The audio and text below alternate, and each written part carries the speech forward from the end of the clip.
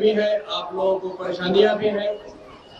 इन तमाम परेशानियों को उठा करके जिन गुरु है, यथार्थ में गुरु है, यह बात इस धरती पर पहली बार आई है, उनसे मैं निवेदन करूंगा कि वो आपसे कुछ बातें करें। विषयों में इन्हें बांधा नहीं जा सकता और भैया की प्रत्येक बातें अमृत वाणी है। आप इसका लाभ लें, शांति बनाए रखें, पुनः आपसे निवेदन।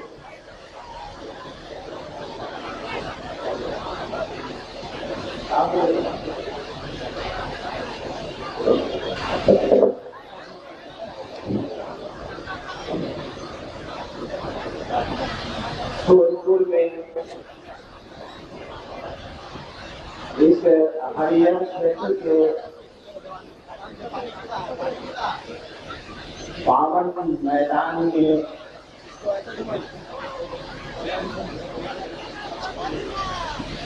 आयोजित इस शिव गुरु महोत्सव में, इस शिव गुरु चर्चा में मुझको पहली बार आने का सौभाग्य मिला है।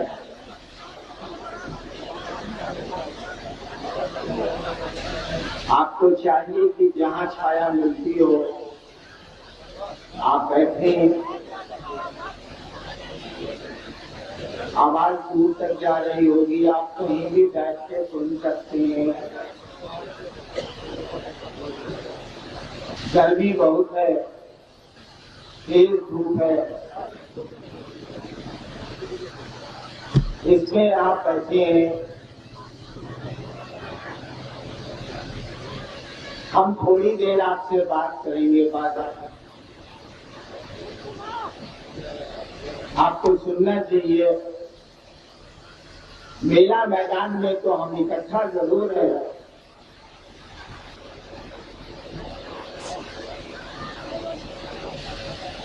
लेकिन हम आप अपने में तो बिल्कुल अकेले हैं।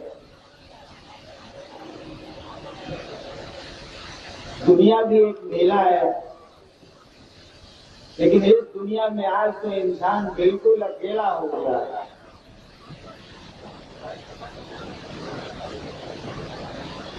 इस आयोजन के माध्यम से, इस कार्यक्रम में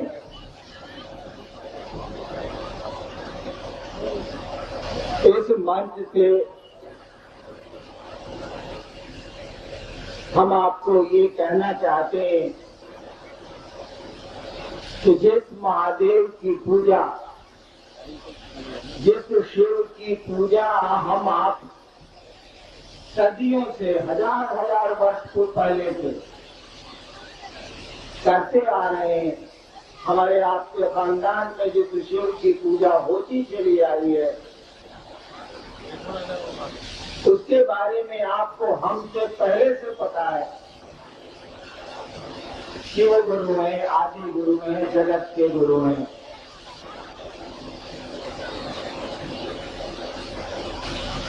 इस आयोजन के माध्यम से हम जो कहना चाहते हैं कि शिव गुरु हैं, हम आप उनके शिष्य हो सकते हैं। यह बात हमारी और आपकी नहीं है, बड़ी पुरानी है। हमारे शास्त्र, हमारी किताबें, हमारे साधु, हमारे घर के बुजुर्ग, बूढ़े पुराने लोग,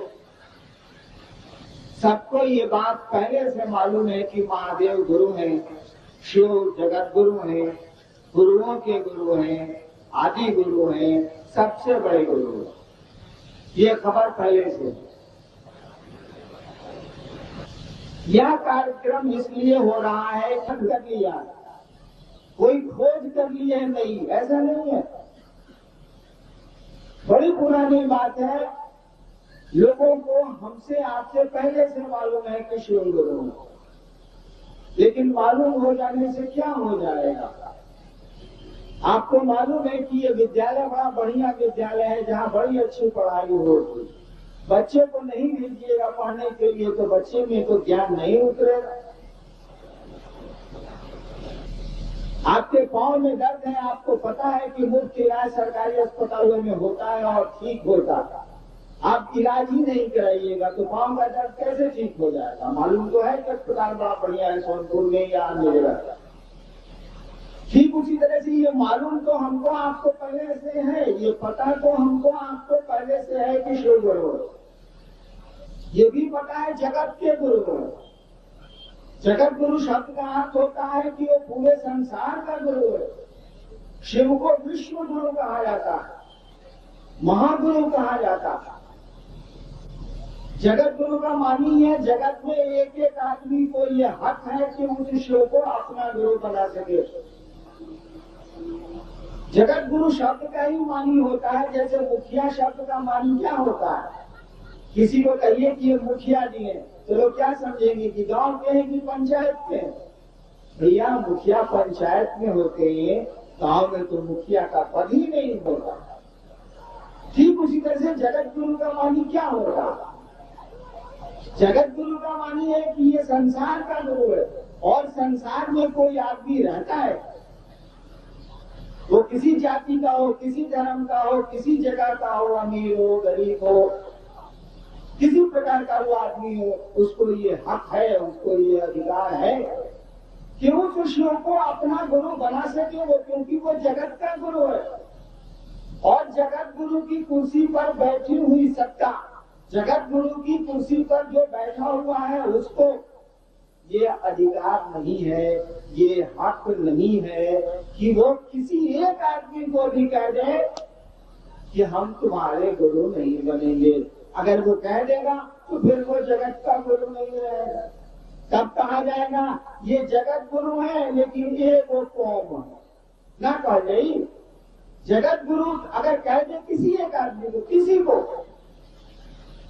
वो अफ्रीका में रहता हो, समुद्र में रहता हो, आदमी खाता हो, जो करता हो वो, अगर जगत गुरु शिव कह दे कि तू आदमी खाता है, अफ्रीकन है, तू जंगलों में रहता है, मैं तेरा गुरु नहीं बनूंगा, तो साधु और शास्त्र उस दिन से कहने लगेंगे शिव जगत गुरु है -1, जगत गुरु है ही जरूर लेकिन एक आदमी के छोड़ कर। ऐसा नहीं कहा गया, कहा गया कि वो जगत के गुरु है, विश्व गुरु है, महान गुरु है, गुरुओं के गुरु है वो। इसका अर्थ होता है, इस शब्द का मानी होता है कि इस संसार में एक एक आदमी को, वो किसी भी प्रवृत्ति का हो, प्रकृति का हो, किसी भी घर में पैदा हुआ हो, उसको ये हक है जन्मजात कि उस शिव को ये कह सके कि आप मेरे गुरु हैं और मैं आपका शिष्य हूँ। और उस शिव को जो जगत गुरु है उसको ये हक कतई नहीं है, किसी हालत में नहीं है कि वो कह दे कि मैं तुम्हारा गुरु नहीं बनूंगा इसीलिए कि तुम देखने में सामने दिखते हो। नहीं कर सकता वो, क्योंकि वो जगत का गुरु है। तो इस जगत गुरु शिव के बारे में तो लोगों को पहले से पता है, हमको आपको तो बाद में पता है, बाद में पैदा हुए तो बाद में पता। आपको आश्चर्य होगा कि मैंने जब शिव को गुरु माना था आज से 30-31 साल पहले, तो मैंने किसी को नहीं कहा था कि शिव गुरु है, मैं चुप हो गया था। मुझको लगता था कि महादेव गुरु नहीं है, सब फालतू, सब बेकार। और 8 वर्षों तक मैंने किसी को नहीं कहा कि मैंने शिव को गुरु माना। 8 वर्ष 74 में मैंने माना था, 82 तक मैंने किसी को नहीं कहा कि शिव मेरे गुरु है। इसीलिए कि मुझको लगता था कि कौन मंत्र बतलाएगा, कौन साधना बतलाएगा, ये शिव तो शरीर में नहीं है। और मैंने प्रेत देखे थे 1974 के पहले शिव के रूप में, जब स्मशान में जाया करता था तो प्रेत आ जाते थे महादेव के रूप में, और मैं जितनी बुद्धि थी उन प्रेतों को शिव समझता था। जो समझेंगे वही न समझेंगे, दूसरे की बुद्धि से तो कोई नहीं समझ सकता, जो उसके पास बुद्धि है वही समझेगा। जितनी जानकारी है, मैं सीवान में पैदा हुआ हूँ। पहले मैं सोचता था कि सोनपुर बहुत बड़ा रेलवे स्टेशन है, छोटा था तब। है कि हमने के सिवान में होनी छपरा हाँ वो बड़े स्टेशन हो सोनपुर तो कौन से बड़ा। अब हमसे पूछिएगा कि सोनपुर बड़ा रेलवे स्टेशन है, आप कहेंगे हाँ बड़ा रेलवे स्टेशन है, लेकिन भाई साहब हावड़ा इससे ज्यादा बड़ा है, मुगलसराय इससे ज्यादा बड़ा है, दिल्ली इससे ज्यादा बड़ी है। क्योंकि जान गया मैं, जानकारी हो गई। ठीक उसी तरह से मुझको जानकारी नहीं थी कि प्रेत भी शिव का रूप लेते, तो मैंने जब शिव को गुरु माना तो मुझको लगता था यहाँ भी ठगी है, यहाँ भी सब गड़बड़ है, क्योंकि महादेव तो शरीर में है नहीं, और है भी तो साले प्रेत उसका रूप ले लेते हैं, पता नहीं क्या मामला है। लेकिन 8 वर्षों के बाद जब मैंने पहली बार लोगों को कहा कि हम महादेव को गुरु माने हुए हैं, भैया कमाल हो जाता है।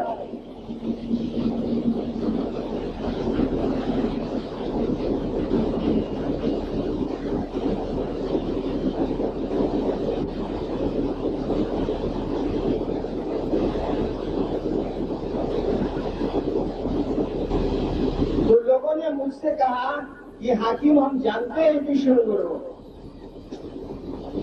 उन दिनों में मधेपुरा में मैं स्टेट होके गया था 82 में, और जब मैंने लोगों को कहना, इनको मैंने पहले कहना शुरू किया, जब मैं वहाँ स्कूल में पढ़ता था सहरसा में तो स्मशान जाता था 8वीं क्लास में। तो स्मशान जाने से जो मेरे मित्र हुए, जब मैं वहाँ मजिस्ट्रेट होके गया तो वो लोगों से मैं मिला खोज के कि भैया इतने साल के बाद हम आए। लोगों ने तब पहचाना कि अरे तुम तो बहुत बेदरा था यार, मैथिली में बेदरा मानी छोटा बच्चा हो, हमको नहीं मालूम था। और मैंने कहा कि आप लोग इतने साल से स्मशान जा रहे हैं, मैं भी बचपन में आप लोगों के साथ गया था। अरे शिव को गुरु मानिए ना, शिव को गुरु है और कमाल के गुरु है। जानते हैं लोगों ने मुझसे क्या कहा, हाकिम जाने छी महादेव गुरु छथिन। तो मुझको पहली बार आश्चर्य हुआ कि लोगों को मालूम कैसे है कि महादेव गुरु है, क्योंकि हमको तो मालूम नहीं था कि महादेव गुरु है। मैंने तो शिव को गुरु माना था, भगवान समझते, हमको तो पता भी नहीं था कि शिव गुरु जगत गुरु है, आदि गुरु है। 1974 से पहले तो मैं जानता भी नहीं था। मेरे मन में ख्याल आया था कि गुरु भगवान होता है तो भगवान गुरु काहे नहीं है। श्लोक में हम लोगों ने बचपन में पढ़ा है, आपने भी पढ़ा होगा, गुरु ब्रह्मा गुरु विष्णु गुरु देवो महेश्वरा, गुरु ब्रह्मा है, गुरु विष्णु है, गुरु परमात्मा है। हम लोग आगे पढ़े, हम लोगों ने भी पढ़ा है। इसी श्लोक के आधार पर मैंने ये निर्णय लिया था गांधी स्मशान आरा में कि गुरु भगवान होता है तो भगवान गुरु काहे नहीं है। और मैं उन दिनों जिसको भगवान समझता था उसको मैंने गुरु मान लिया। मैं शिव को भगवान समझता था, मैंने शिव को गुरु मान लिया। शिव को मैं भगवान क्यों समझता था, इसकी कोई व्याख्या उस समय मेरे पास नहीं थी। सुन रखा था, लोगों से सुना था, मान लिया। लोग हमारे घर में लोग कहते थे कि ईश्वर का नाम शिव है, शिव का नाम ईश्वर है। इसी आधार पर मैंने शिव को गुरु मान लिया। हमको ये पता नहीं था, मुझको ये जानकारी नहीं थी कि महादेव गुरु है। जब 8 वर्षों के बाद मधेपुरा में अपने स्मशान के साथी लोगों को कई वर्षों के बाद मैंने कहा कि हे महादेव गुरु है और कमाल के गुरु है, तब हम लोगों ने कहा कि हाकिम जाने छी महादेव गुरु छथिन। तब मैंने किताबें उल्टी, मधेपुरा के लोगों से हमने सीखा कि किस किताब में लिखा है कि शिव गुरु है। अब तो मैं भी बता सकता हूँ कि किस किताब में कहाँ लिखा कि शिव गुरु है। तो जो आदमी पूरी दुनिया में इस बात को लेके चला है कि लोगों को शिव गुरु से जोड़ेंगे, आपको आश्चर्य होगा कि उस आदमी ने शिव को जब गुरु माना, उस आदमी को ये पता नहीं था कि महादेव गुरु है। यही नहीं पता था तो ये कहां से पता होगा कि वो जगत के गुरु है, आदि गुरु है, गुराधिपति है, जब यही नहीं पता था कि वो गुरु है। मैंने क्यों कहा कि शिव गुरु है, आप शिव को गुरु मानिए 8 वर्षों के बाद।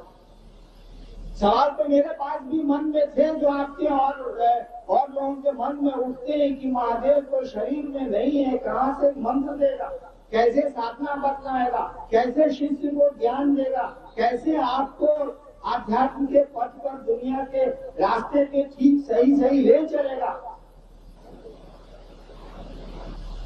लेकिन वो ले चलता है, ये हमारे आपके अनुभव बतलाएंगे, आपको बतलाते हैं, वो बताता है। लेकिन जरा सा भी सोचिएगा तो आपको लगेगा कि शिव मंदिरों में तो शिव नहीं बैठा है, कहीं शरीर में तो वो कोई देवता आपको हमको उपलब्ध नहीं है आज। फिर भी हम अपनी मनौतियां मानते हैं, अपनी कामनाएं रखते हैं, अपनी इच्छाएं उनको कहते हैं, अपने दुख उनको कहते हैं। कहीं न कहीं उसका निदान होता है, कहीं न कहीं उससे छुटकारा मिलता है। तभी तो इतनी मंदिरों में भीड़ है। लोग अभी भी हाथ जोड़ के कम से कम एक ही मिनट हो भगवान को, देवता को प्रणाम कर लेते हैं रोज।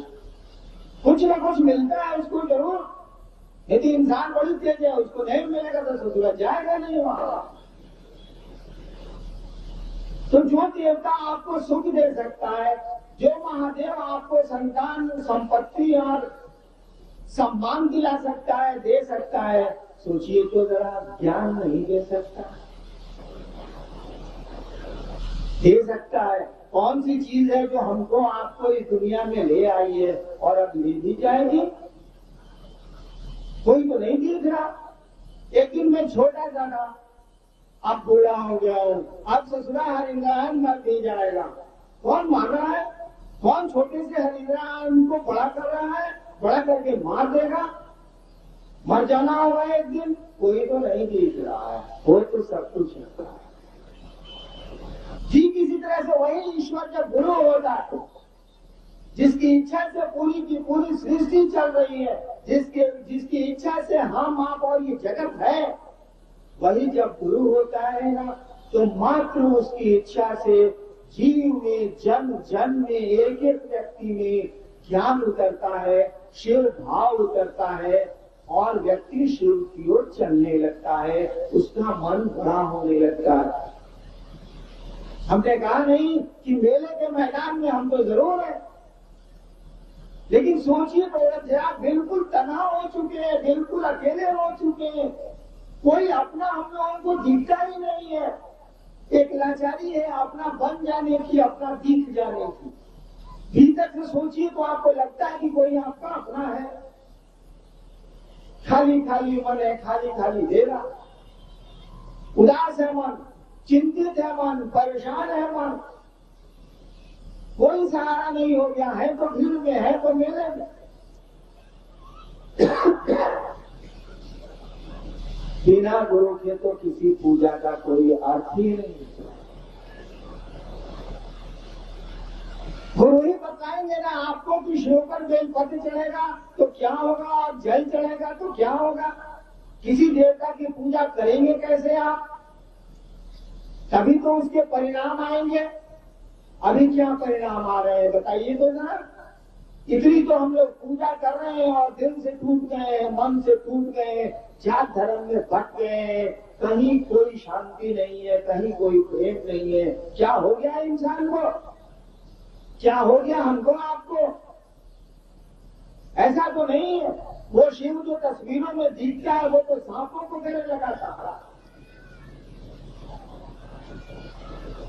तस्वीर देखिए तो महादेव की, शिव के, उन पता नहीं वो क्या सच है क्या झूठ है, मैं नहीं जानता, लेकिन तस्वीरें तो बोलती है कि इसके दरबार में, इसके घर में तो बाघ और बैल दोनों साथ साथ जीते।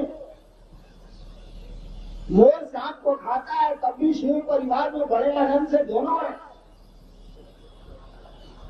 चूहे को सांप खा जाता है, लेकिन शिव परिवार की तस्वीरें देखिए तो सांप भी नजर आएगा, चूहा भी नजर आएगा और दोनों सारे मस्ती में नजर आते। कोई भयाक्रांत, कोई डरा हुआ दिखता नहीं है।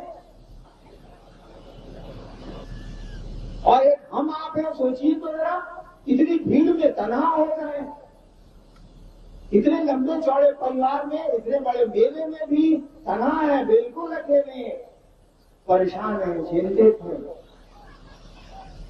प्रेम समाप्त होता चला जा रहा।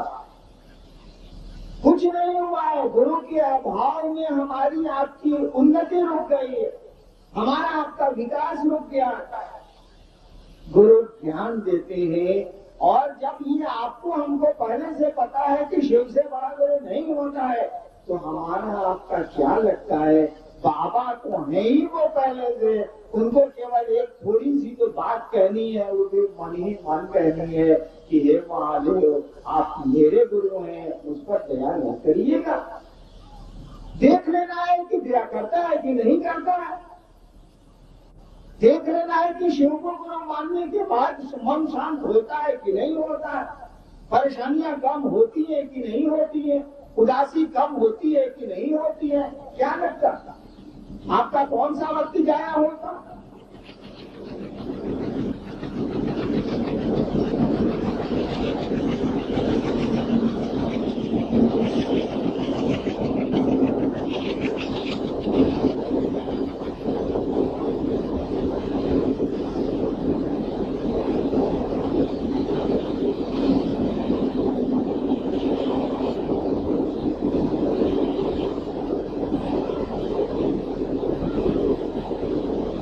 यहाँ पुल भी है और रेलगाड़ी भी,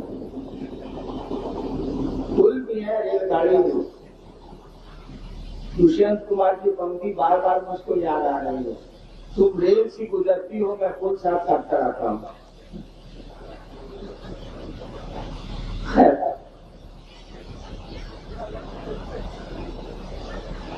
तो हम लोग बात कर रहे थे कि शिव को गुरु मानने में हमारा आपका वक्त कहाँ जाता? रात को सोने चले जाइए, बिस्तर पर सोने के पहले चादर तान लीजिए और मन ही मन चादर के भीतर कुछ शिव को याद करिए। अगर तस्वीरों को नहीं मानते हैं तो शून्य में अपने मन को ले जाइए और यह बात मन ही मन प्रेषित करिए, तो अपने विचार में लाइए तो कि हे महादेव, चाहे जे बुलाओ से, हे शिव, जो शब्द आपको ठीक लगता हो, आप मेरे गुरु हैं, हम पर दया कर सकते। क्या लगता है आपका इसमें? सुबह उठे, नींद खुलिए, याद करिए महादेव को, मन को ले जाइए उनके पांव के पास और यही बात फिर कहिए उनको कि सुनिए सरकार, आप मेरे गुरु हैं, हम पर दया नहीं करिए। समझ लीजिए बिना ज्ञान के कोई चीज बेमानी है, कोई अर्थ नहीं रखती है। आप ही सोचिए ना, छोटे से बच्चे थे आप, मेला जो सोनपुर में आते होंगे आप, तो माँ बाबू जी को कहते होंगे चाबी वाला हमरा के खिलौना कीन दो। अभी आप मेले में आइए तो जरा, मैं कहता हूँ चलिए भाई साहब, आपको मैं प्लास्टिक वाली चाबी वाली गाड़ी खरीद देता हूँ, एक शर्म क्या करेंगे गड़िया? देखिए ज्ञान उतर गया आपको। जब छोटे थे तो प्लास्टिक की चाबी वाली गाड़ी के लिए हंगामा मचाया था आपने इसी सोनपुर के मेले में। आज जब आप आते हैं तो प्लास्टिक के खिलौना नहीं खरीदते हैं, आपके बच्चे भले शोर करते हो उसके लिए, आपको तो ज्ञान उतरते। आप समझ गए कि प्लास्टिक की चाबी वाली गाड़ी की जिंदगी में कोई उपयोगिता नहीं है, हम क्या करेंगे, इसको खिलौना है ये। ठीक उसी तरह से जब ज्ञान उतरेगा तो जिंदगी की बहुत सारी चीजें आपको लगेंगी कि तो खिलौना बेकार है। इसी के लिए इतना हंगामा बरत रखा था हम लोगों ने, इसी के लिए इतना शोर किया था हम लोगों ने। मात्र ज्ञान का अंतर है। मैं छोटा था तो एक दार्जिलिंग में अपने एक सिटी के लिए पिताजी की दार्जिलिंग यात्रा में कोहराम मचा के मैंने रख दिया था, बहुत छोटा था। अब तो हाँ सिटी के लिए शोर करता हूं, नहीं करता। समझ में आ गई बात की सिटी बजाने से जिंदगी नहीं चलती है वाली बात। छोटा था तो सिटी बजाता था। ठीक उसी तरह से जब ज्ञान उतरेगा तो जिंदगी की छोटी छोटी चीजें तो हम पर आपका असर ही नहीं डालेंगी। बचपन में प्लास्टिक का खिलौना नहीं मिलने पर असर तो पड़ जाता था, अब कोई असर नहीं होता। गुरु जब ज्ञान देगा और सही गुरु जब मिल जाएंगे आपको, तो गुरु की जिम्मेवारी है कि अपने शिष्य को अपने जैसा बनाए। वो गुरु पद का एक काम होता है, तो मन से शिव को गुरु मानिए या बेमन से मानिए, कोई अंतर नहीं आता। मैंने तो आपको कहा कि मैंने शिव को बेमन से गुरु माना था, ये सोच के माना था कि कहीं कुछ नहीं है, साफ साफ फालतू है। क्योंकि मैं 8वें क्लास से श्मशान जाता था और शिव को गुरु माना मैंने 13 साल के बाद 13 साल तक मुझको श्मशान में लग गया कि सब फालतू है, कहीं कुछ नहीं है। तो शिव को भी मैंने गुरु माना, तब भी यही मेरे मन में था कि सब फालतू है, कहीं कुछ नहीं है। जिस तरह से बच्चे बेमन से स्कूल जाते हैं, लेकिन मास्टर साहब तो पढ़ाते हैं कि नहीं पढ़ाते। आप अपने बच्चे को भेजते हैं स्कूल, वो बेमन से जाता, दूसरे दिन कहेगा कि मम्मी मेरा माथा दुखा रहा, हम स्कूल नहीं जाएंगे। आप समझते हैं कि ससुरा का माथा नहीं दुखा रहा, स्कूल नहीं जाना चाह रहा है, भेजते हैं कि नहीं भेजते हैं आप? और मास्टर को देखिए, वो पढ़ाता है कि नहीं पढ़ाता, पढ़ा लेता है, एक दिन उसको उसके लायक बना देता है। वो जिस काम के लिए स्कूल में आपने भेजा है, ठीक उसी तरह से आध्यात्मिक गुरु भी होता है। आप श्रद्धा दीजिए या मत दीजिए महादेव गुरु को, कोई अंतर नहीं आता। श्रद्धा दीजिए तो भी ठीक, मेरी तरह अश्रद्धा कीजिए तो भी ठीक, कोई अंतर नहीं आता। स्कूल में जाते रहिएगा तब ना मास्टर साहब पढ़ाएंगे। बेमन से जाइए स्कूल, मास्टर अगर ठीक है तो आपको पढ़ा देगा। तभी माँ शिक्षक के यहाँ विद्यालय में हम लोग अपने बच्चों को भेजते, जानते हैं कि ससुराल तो पढ़ना नहीं चाहता है, मास्टर साहब के पास बुद्धि है, वो फुसला के डरा के पढ़ाइए लेंगे। हम लोग स्कूल में थे, मामूली बदमाश थे, ऐसे ही गौर सीमान छपरा, सीधा करने का हो रहा सके आदमी, मामूली बदमाश थे हम लोग। लेकिन शिक्षक ने पढ़ाया कि नहीं पढ़ाया? पहली बार में डिप्टी कलेक्टर हुआ, IPS में आया, पढ़ाया उसने, वो अपनी जिम्मेवारी समझता है तो पढ़ाएगा वो। ठीक उसी तरह से जो गुरु सही होता है वो अपनी जिम्मेवारी समझता है, केवल उस गुरु से आपको हमको जुड़ने की जरूरत है, उसके साथ लगे रहने की जरूरत है। शिव को गुरु मानने की लाचारी में आप हो या श्रद्धा में हो, दोनों के परिणाम आ जाएंगे। लाचार, जैसे मैंने शिव को गुरु माना था, लाचारी में कहा जाता मैं 13 साल श्मशान साधने के बाद बचपन से कोई उपाय मेरे पास नहीं था, मैंने भगवान को गुरु मान लिया। भगवान मैं शिव को समझता था, मैंने शिव को गुरु मान लिया और ये सोच के माना कि सारा कहीं कुछ नहीं, सब फालतू। परिणाम उतरे की नहीं उतरे। मेरे साथ लाचारी थी, मैं शिव गुरु को छोड़ के जाता कहा, वो बहुत सारे गुरुओं के साथ तो रह चुका था मैं, अघोरियों के साथ रहा था मैं। लाचारी में शिव को गुरु माने रखा। मेरी एक आदत है कि मैं लाचारी में करूं या मन से करूं, जो काम करूंगा बड़ी ठीक से करूंगा। तो शिव को गुरु माने हुए था, तो शिव गुरु से लगातार झंझट नहीं करता।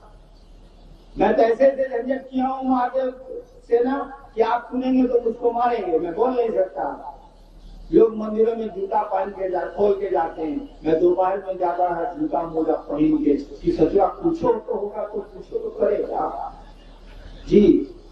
जब देखते थे कोई आदमी नहीं मंदिर में है, जूता पहन के जाते थे, एकदम शिवलिंग के पास चले जाते थे, पूछो क्या होगा, तो सचुआ पूछो तो हमको कर देता।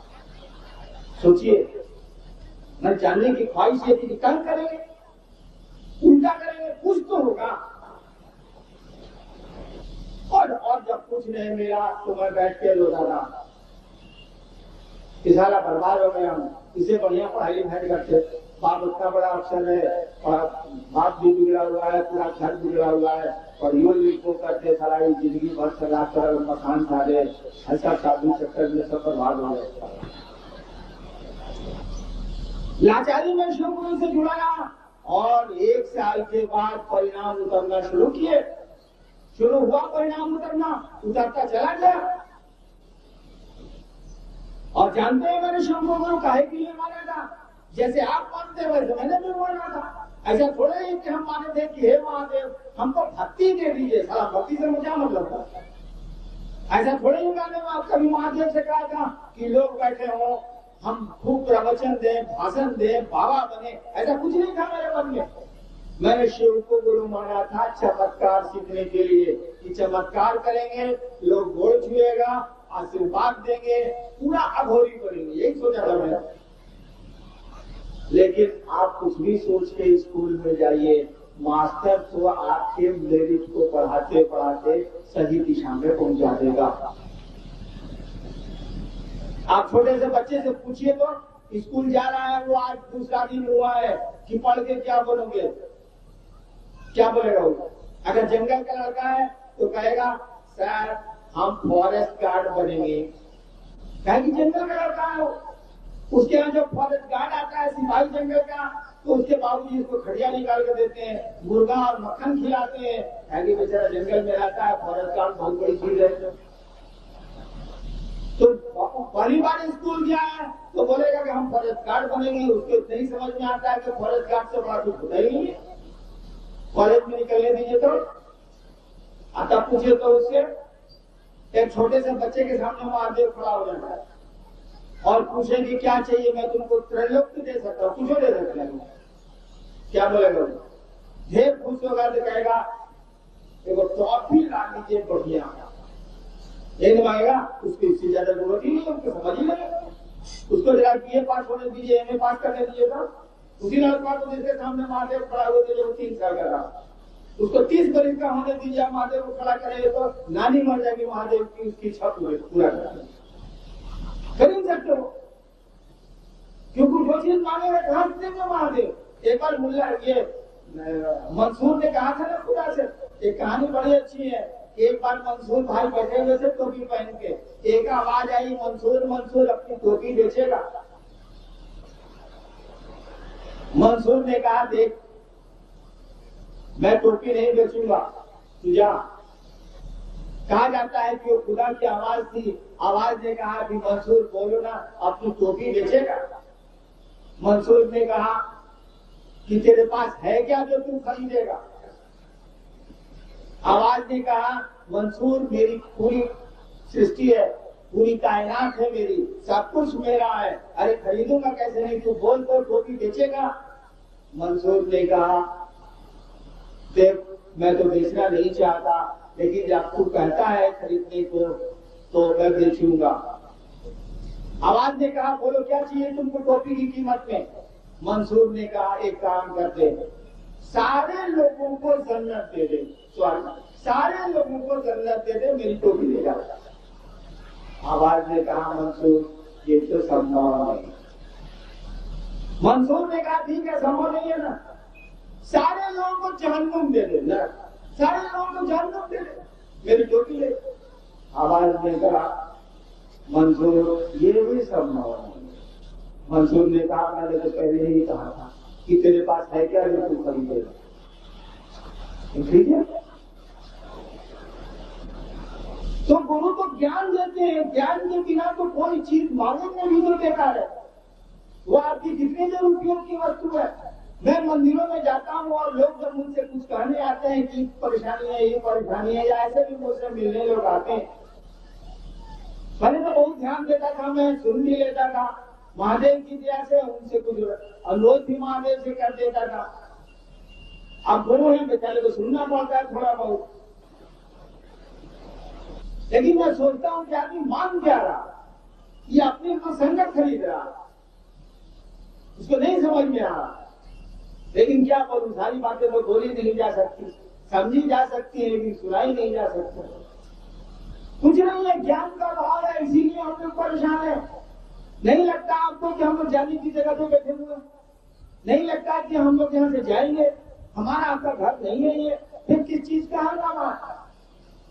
नहीं आपको समझ में आता है कि एक कुर्सी के अलावा 2 कुर्ते एक साथ नहीं पहने जा सकते, एक चप्पल के अलावा दूसरा चप्पल एक साथ नहीं पहना जा सकता, एक गाड़ी में चलने के बाद दूसरी गाड़ी पर एक साथ नहीं चढ़ा जा सकता, 2 रोटी 3 रोटी से ज्यादा भोजन नहीं किया जा सकता। फिर क्या हंगामा, किस चीज का हंगामा, कितनी परेशानी। और भी जाने की जगह में किस चीज का जगह सोची हो जाए। ट्रेन में हम लोग चलते हैं, कोई लड़का है तो हम ही लोग कहते हैं भाई साहब रात भर की यात्रा है, पहला लड़ते हैं, एग्जॉस्ट कर जाइए ना, नहीं बोलते हैं अरे खसा के जाइए ना भाई साहब, बैठने दीजिए, रात भर का तो मामला छोड़ के सुबह को कर ही जाना। कितनी देर के लिए हम आपके यहाँ आए जरा बताइए तो। ट्रेन में तो रात भर का की यात्रा है, यहाँ कितनी देर की यात्रा है हमको आपको बताया गया नहीं पता है। हम लोगों को ये बात मालूम भी है, जानते हैं हम लोग, समझते ही नहीं है। जानते हैं, समझते नहीं है, बोध नहीं है हमको। हमको आपको पता है ही कि हम लोग यहां से जाएंगे, न पता है क्या? मेरी माँ गई, मेरे दादा गए, मेरे बाप भी अब जल्दी ही जाएंगे, मैं भी जाऊंगा, सब पता है हम लोगों को। समझ होती तो व्यवहार बदल जाता, मन शांत हो जाता।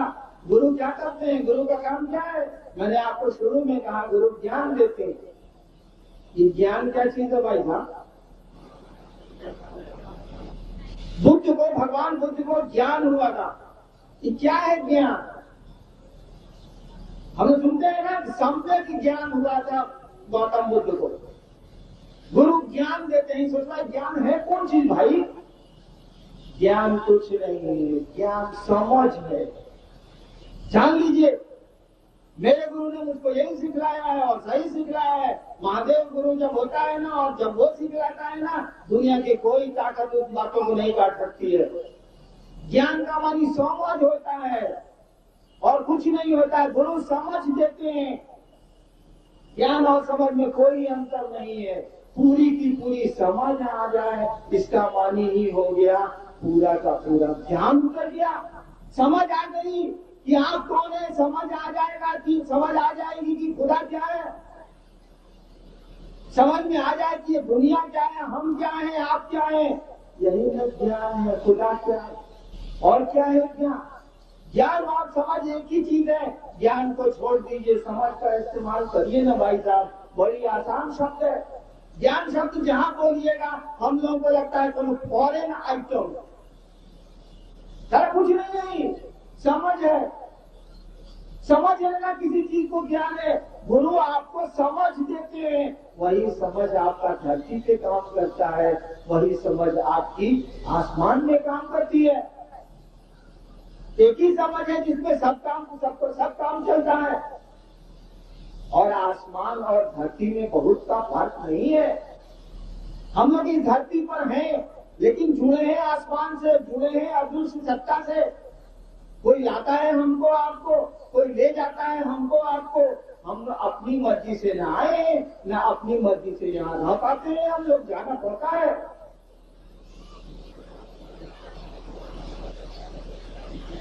आपको शिव को गुरु मानना चाहिए, उस शिव गुरु से अपना संबंध गाढ़ा करना चाहिए, संबंध बना के उसको कायम रखना चाहिए। अब ट्रेन वाला संबंध बनाए करना चली। रात में हमनी का ट्रेन में खूब दोस्ती करीला। कितना लोग से कोई नहीं आज तक हमनी का दोस्ती। याद देखो तो संबंध बा नहीं थे, वो उतार गई, हम उतार गई, दोनों संबंध टूट गई। भाई बटला, ठीक उसी तरह से शिव को गुरु मान के ऐसा मत करिएगा कि रात भर की यात्रा में मोहब्बत हुई थी और सुबह तुम कहीं और हम कहीं। अरे संबंध बनाइए तो रहिए, खड़ा रहिए। शिव को गुरु बनाया है तो रहेंगे शिव में गुरु। देखेंगे कि वो गुरु होते हैं तो क्या असर होता है, क्या लगेगा, क्या बिगड़ेगा यहाँ। और आज तक शिव से जुड़े किसी का कुछ भी बिगड़ा नहीं है। आज तक का तो वृतांत और इतिहास यही हमको आपको कहा गया है। वही शिव ने आपका हमारा गुरु होगा। और गुरु क्या करेंगे? आपको समझ देंगे। गुरु शिष्य को शिव बनाते हैं, आपको वो शिव से जोड़ेंगे। यानी महादेव गुरु होके आपको महादेव से जोड़ेगा। और क्या करेगा? गुरु का काम क्या है? कोई गुरु होगा तो अपने शिष्य को शिव से जोड़ता है, ईश्वर से जोड़ता है। नियम ही है कि गुरु शिष्य को शिव बनाते हैं।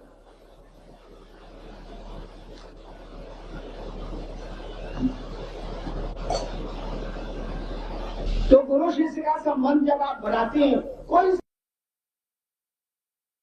लेकिन पुराने रिश्तों को जरूर याद रखना चाहिए आदमी को। इंसान क्या जब निश्चय करे और उस पर कायम नहीं रहे।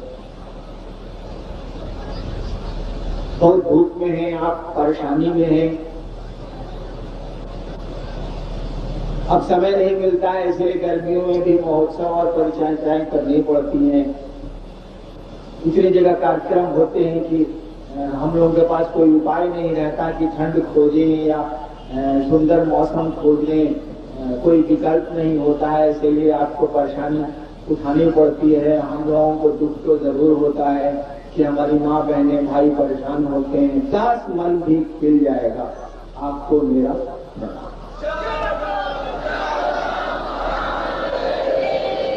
कि भारत भूखंड पर गुरु और सदगुरुओं का भरमार है, फिर आज ये जगत गुरु शिव की बात क्यों?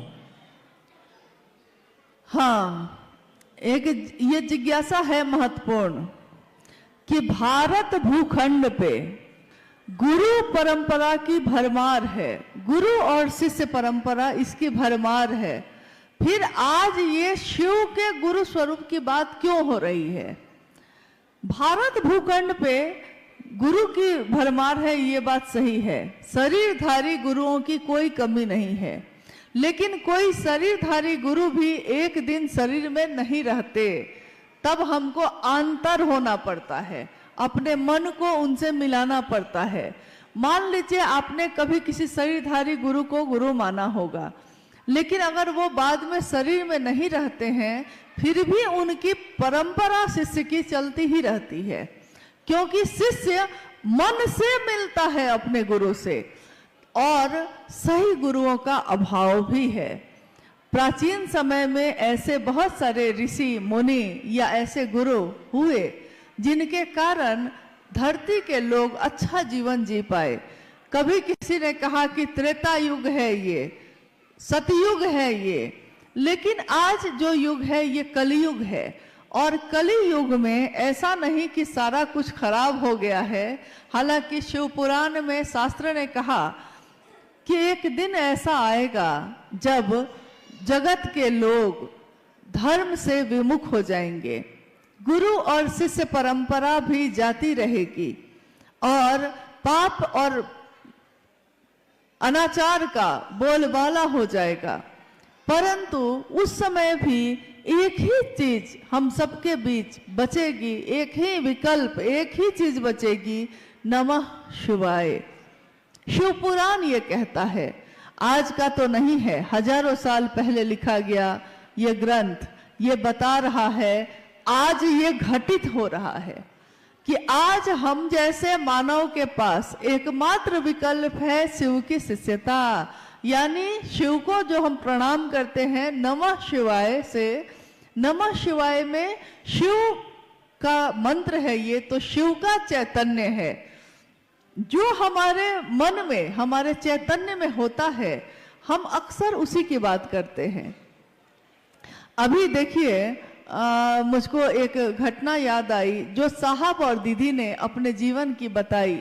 उन्होंने कहा कि अगर महादेव आपके मन में रहेंगे, मन में अगर महादेव हैं, तो आप कहीं भी जाइएगा, आपके सारे ध्यान का केंद्र महादेव हो जाएंगे, चाहे आप कार्यालय में बैठिए, चाहे आप किसी काम में रहिए। हुआ ये कि एक घटना हुई कि साहब उस समय पटना में पोस्टेड थे, तो वो अपने कार्यालय जा रहे थे।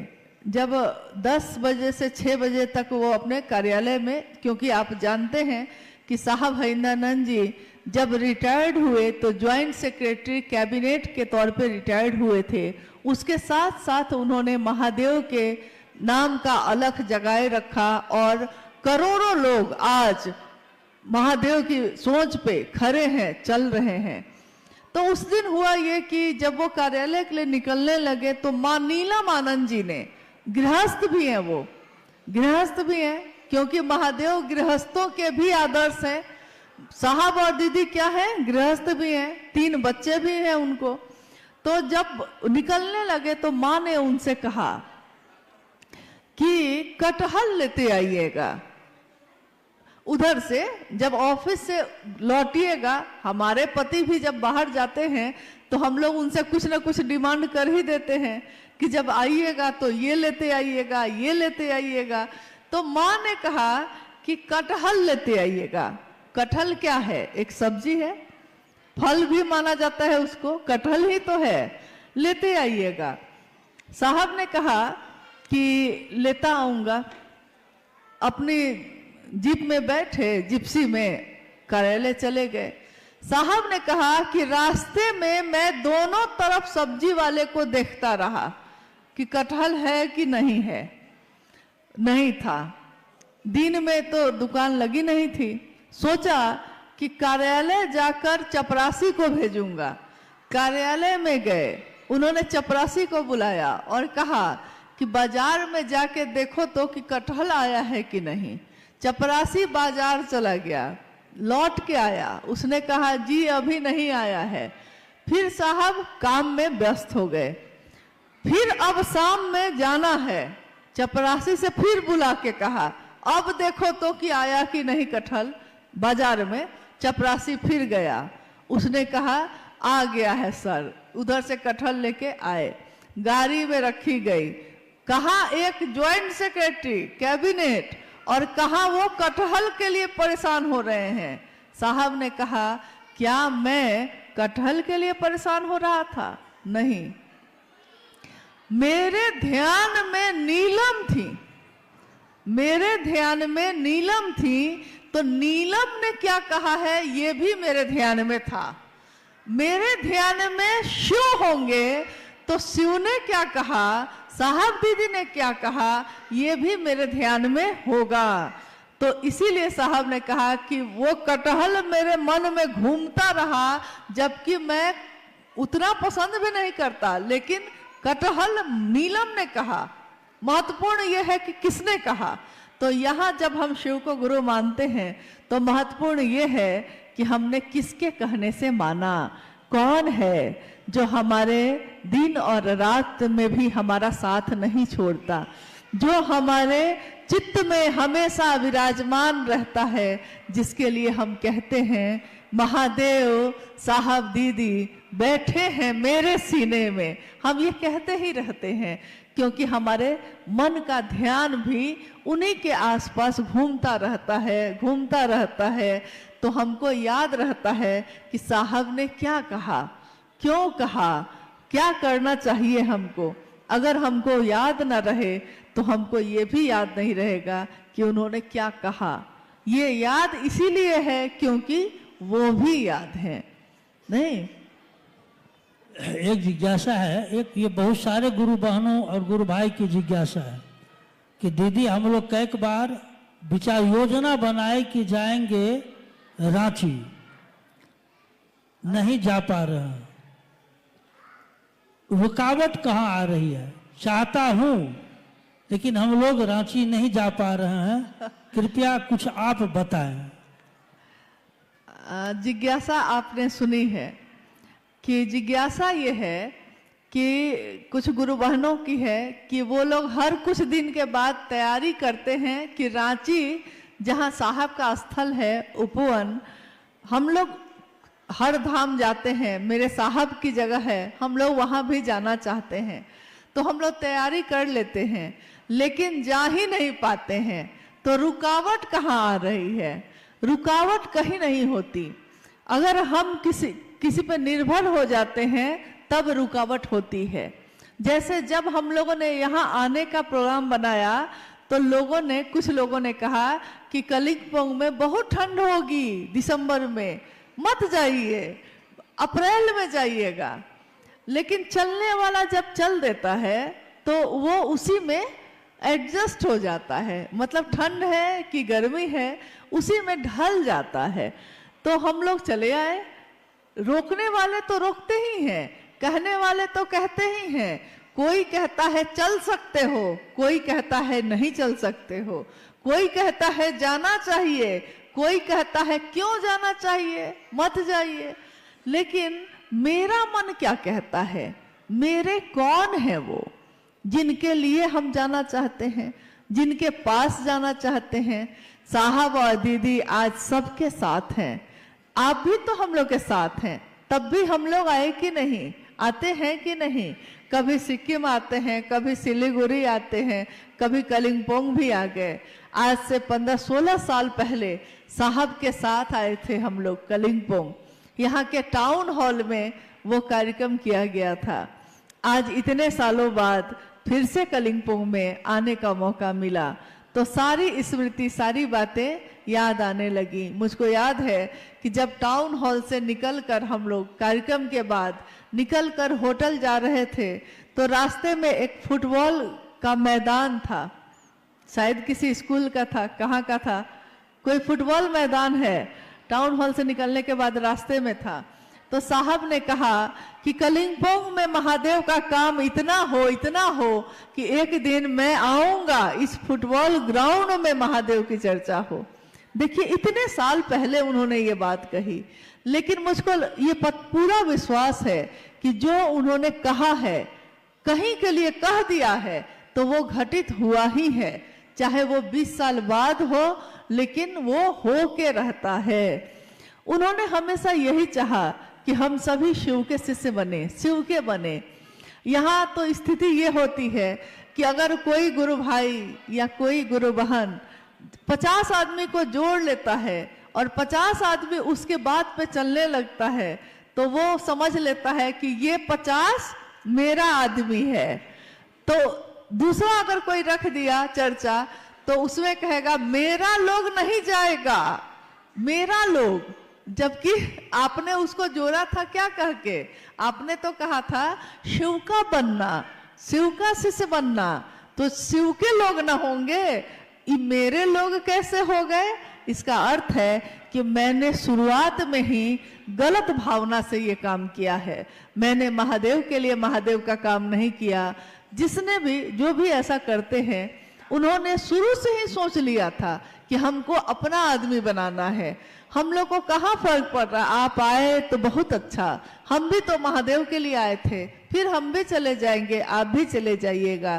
कोई ना भी आया तो भी कोई बात नहीं, महादेव उस पे भी दया करे, उस पे भी अपनी कृपा, अपना आशीर्वाद बरसाएं, उनके दया की बारिश हर व्यक्ति पे हो। हम शिव के शिष्य हैं, हम किसी का अशुभ नहीं सोच सकते, किसी का अहित नहीं सोच सकते, चाहे वो आपके साथ चले या ना चले। कभी शिव के शिष्यों को किसी का अहित नहीं सोचना चाहिए, क्योंकि वो शिव का शिष्य है और अगर उसने सोच लिया तो ऐसा घटित हो सकता है। इसलिए हम लोगों को ये काम कभी नहीं करना चाहिए। दूसरे गाली दे सकते हैं, हम लोगों को नहीं देना चाहिए। दूसरा आरोप लगा सकता है, हम लोगों को नहीं लगाना चाहिए, क्योंकि हम तो जानते हैं कि हम शिव के शिष्य हैं, भले वो जाने ना जाने।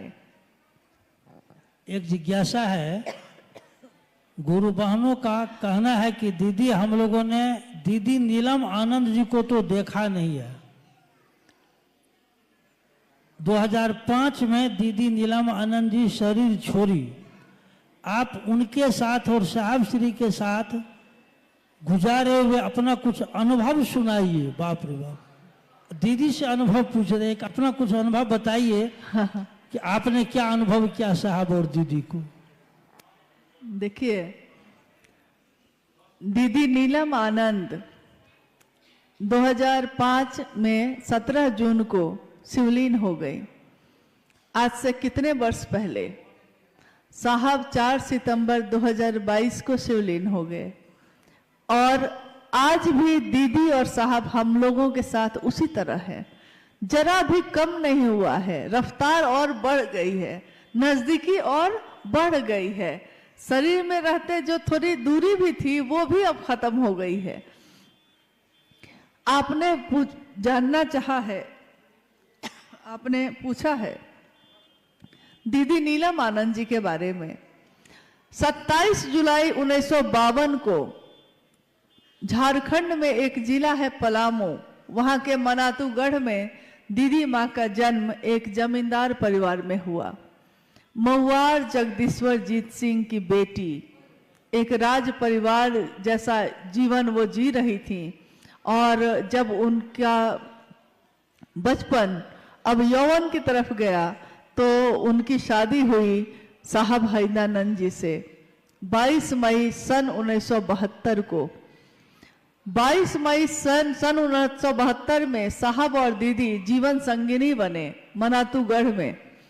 और ये वो समय था जब साहब शमशान साधना किया करते थे।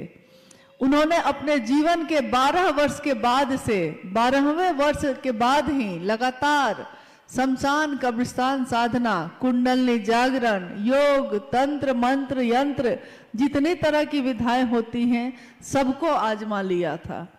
परंतु जब उनका विवाह हुआ मां नीलम आनंद से, तो मां ने देखा कि मेरे पति एक तरफ साहब कानून की पढ़ाई कर रहे थे और एक तरफ वो शमशान साधना कर रहे थे। तुलना नहीं है, विसंगतियों में संगति की स्थापना करते हैं शिव। इसी तरह उनके जीवन को भी देखते हैं हम लोग तो अनमिल आखर जैसा है, विसंगतियों में ही संगति की स्थापना है। उन्होंने शमशान साधना भी जाना जारी रखा और साथ साथ उन्होंने कानून की पढ़ाई भी करना जारी रखा।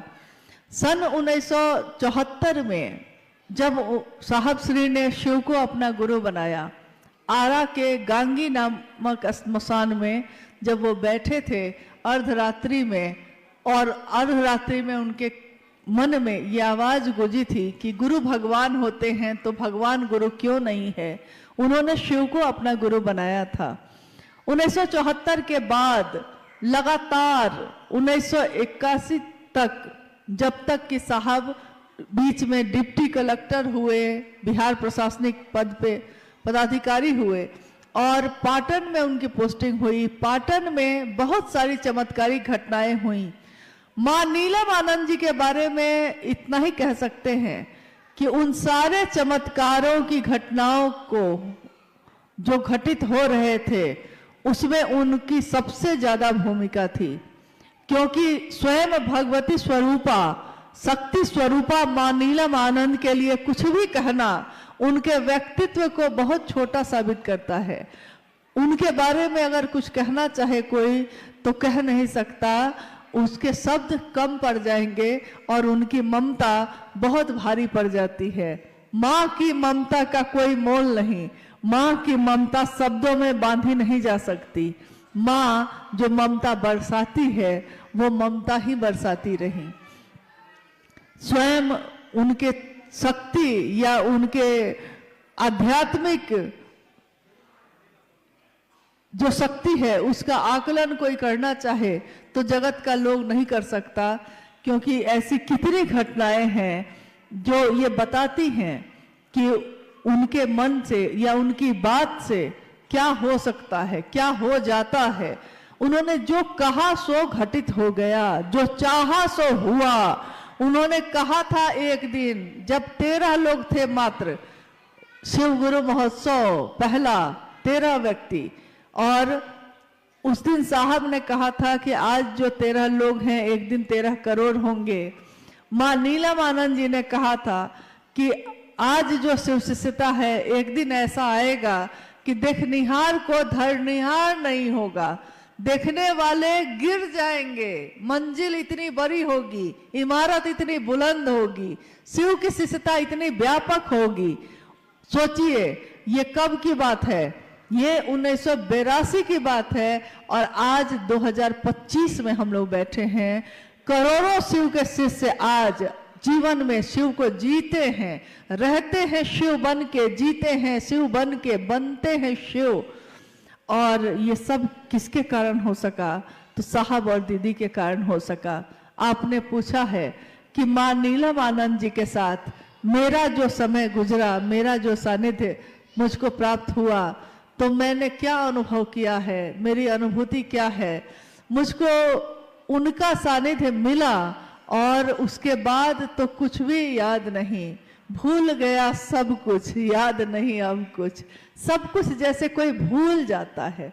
मैं अक्सर हंसी में कहती थी, जब जो माँ जिसने मुझको जन्म दिया वो कभी कभी माँ नीलम आनंद जी से मेरी शिकायत करती थी, कहती थी कि बेटी है मेरी और मुझको फोन करके हालचाल भी नहीं पूछती है। तो मैं हंस के कहती थी उनको कि मैं तो भूल चली बाबुल का देश, पिया का घर प्यारा लगे। पिया का घर यानी माँ का वो आश्रय, वो आंचल, साहब का वो आशीर्वाद, इसके सामने अब दुनिया में कुछ भी याद ही नहीं रहता था। तो जब याद ही नहीं रहता था तो बात कैसे करे? इस पे वो रोने लगी। तो माँ ने मुझको बहुत समझाया, कहा कि अरे वो माँ है, तुम्हारी माँ है। मैंने कहा कि माँ मैं अपने दिल की बात कह रही हूँ, मुझको कोई याद ही नहीं रहता, जब आपके साथ हो तो और किसकी याद आती है? तो माँ हंसने लगती। कितनी यादें हैं, कितनी स्मृतियां हैं, लेकिन यही कहूंगी कि उनकी अनुभूतियों को शब्दों में बताना नामुमकिन है, मुश्किल है, संभव नहीं है।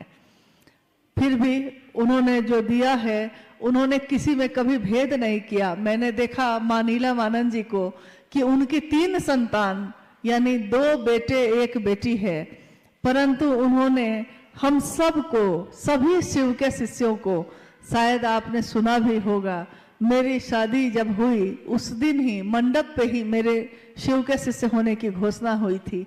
सभी शिव शिष्यों को माँ नीलम जी ने एक जैसा ही प्रेम दिया, कभी भेद नहीं किया। तो शिव के लोग शिव जैसे ही होते हैं, शिव कभी भेद नहीं करते। शिव के आंचल में, शिव की गोद में देवता भी बैठते हैं, राक्षस भी बैठते हैं।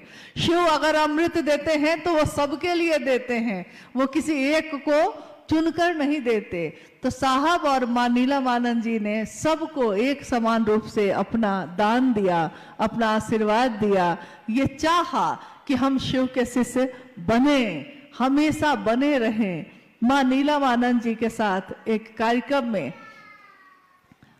जब वो गई थी तो उन्होंने कहा था उस कार्यक्रम में कि मैं शिव की शिष्या हूँ, मैं आपके लौकिक कांटों को चुन लूंगी। मतलब आपके जो लौकिक जगत है सबको कहा कि आप सब जो शिव के शिष्य हैं, आपके जीवन के लौकिक कांटों को, कष्टों को मैं चुन लूंगी, छाया बनकर आपके साथ सदैव रहूंगी, बशर्ते गुरु कार्य में बेईमानी नहीं। ये बात उन्होंने बार बार कही कि एक शर्त एक ही है मेरी कि गुरु कार्य में बेईमानी मत करिएगा, गुरु का काम, गुरु का नाम गुरु के लिए लीजिएगा, गुरु के ही होके रह जाइएगा। और छाप तिलक सब छीनी रे तो से नैना मिला के। हम सारे छाप तिलक जो जगत के हैं भूल जाते हैं जब हमारा मन शिव से लगता है। तो हम सब शिव के शिष्य बने रहें और कुछ नहीं है, हाँ, चलते रहें। जीवन में जब भी मिलना हो इसी तरह गुरु भाई गुरु बहन बन के हम लोग मिलते रहें। कुछ अपने हैं, कुछ क्या कहेंगे, कुछ कांटे हैं, कुछ कलियां हैं, और इन कांटों और कलियों के बीच ही शिव की शिष्यता है। शिव की शिष्यता कीचड़ में कमल के जैसा है। दुनिया अगर कीचड़ है तो शिव की शिष्यता कमल का फूल है। दुनिया अगर कांटे चुभाती है तो महादेव की असीम दया कांटों पे चढ़ के गुलाब को खिलाती है। दुनिया गुलाब को देखती है, कांटों को कोई देखता भी नहीं। तो हम सब भी गुलाब की सुंदरता को देखें, शिव की शिष्यता की सुगंध से सराबोर हों, यही कामना मेरी है। और अपने साहब और दीदी से, अपने गुरु महादेव से यही आशीर्वाद मांगती हूँ कि हम सभी शिव शिष्यों का जीवन शिवमय हो, सुखमय हो। आप सभी के चरणों में मेरा प्रणाम है।